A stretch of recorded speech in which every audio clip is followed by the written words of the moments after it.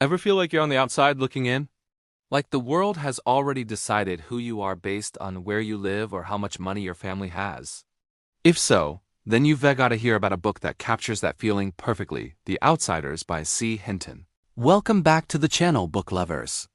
Today, we read diving into a story that's as powerful now as it was when it was first written. We're talking about the Greasers and the Socs, two rival gangs from opposite sides of the tracks in 1960s Oklahoma. Our narrator is Ponyboy Curtis, a 14-year-old greaser who's smarter and more sensitive than most of his crew. He lives with his two older brothers, Derry and Soda Pop, after their parents died in a car accident. Derry is the tough, overworked guardian, always pushing Ponyboy to do better. Soda Pop is the handsome, happy-go-lucky middle brother, the glue that holds their fractured family together. The Greasers are a tight-knit family of friends. There's the wisecracking two-bit, the tough, and angry Dally Winston, who just got out of jail, and Steve Randall, Soda Pop's best friend. But at the heart of the group, and at the heart of our story, is Johnny Cade. Johnny is the gang's pet, a small, nervous kid from an abusive home. He was once jumped by the Socs and beaten so badly that he now lives in a constant state of fear. The Socs, short for socials, are the rich kids from the West Side. They drive fancy cars, wear nice clothes, and seem to have everything. To the Greasers, they represent a world of privilege and entitlement. The tension between these two groups is like a powder keg, always one spark away from exploding. And that spark comes one night at the drive-in. Ponyboy and Johnny strike up a conversation with two Socs girls, Cherry Valance and Marcia. They discover that, despite the money and the clothes, being a Soc isn't perfect either. Cherry tells Ponyboy, "Things are rough all over. It's a moment of connection across the divide. A hint that maybe they aren't so different after all." But this fragile peace is shattered later that night. Walking home through a park, Ponyboy and Johnny are cornered by a group of drunk Socs, including Cherry's boyfriend, Bob. They're furious that the Greasers were talking to their girls. The confrontation escalates quickly. One of the Socs starts drowning Ponyboy in a fountain. Panicked and terrified, seeing his friend about to be killed, Johnny does the unthinkable. He pulls out a switchblade, the one he started carrying after he was beaten up, and he stabs Bob, killing him. In an instant, their lives are changed forever. The other Socs flee, and Ponyboy and Johnny are left in stunned silence, standing over Bob's body. Terrified of the consequences, they run to the one person they think can help, Dally Winston.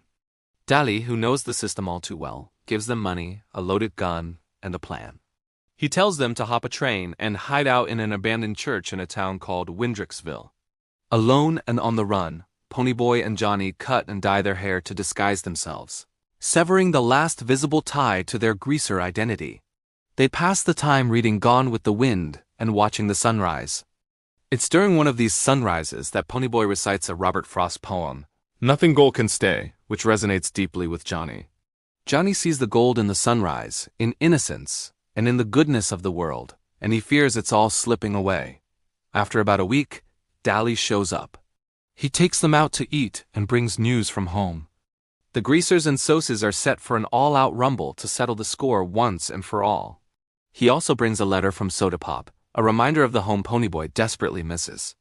Cherry Valance has become a spy for the Greasers, feeling a sense of responsibility for what happened. It's Johnny who decides they have to go back and turn themselves in. He can't stand the thought of Ponyboy being a fugitive for the rest of his life. Dally, who has been hardened by prison and knows the brutality of the justice system, is furious.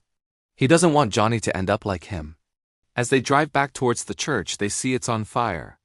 And worse, a group of schoolchildren who are on a picnic are trapped inside. Without a second thought, Ponyboy and Johnny run into the burning building to save the kids. They manage to get all the children out, but just as they're escaping, a flaming piece of the roof collapses on Johnny, breaking his back and leaving him with severe burns. Dally is also injured while pulling Johnny from the flames. Suddenly, the boys who were seen as criminals are hailed as heroes. But the heroism comes at a terrible cost. Johnny is in the hospital, in critical condition. The story of the Greaser-Socs conflict, the stabbing, and the heroic rescue becomes front-page news.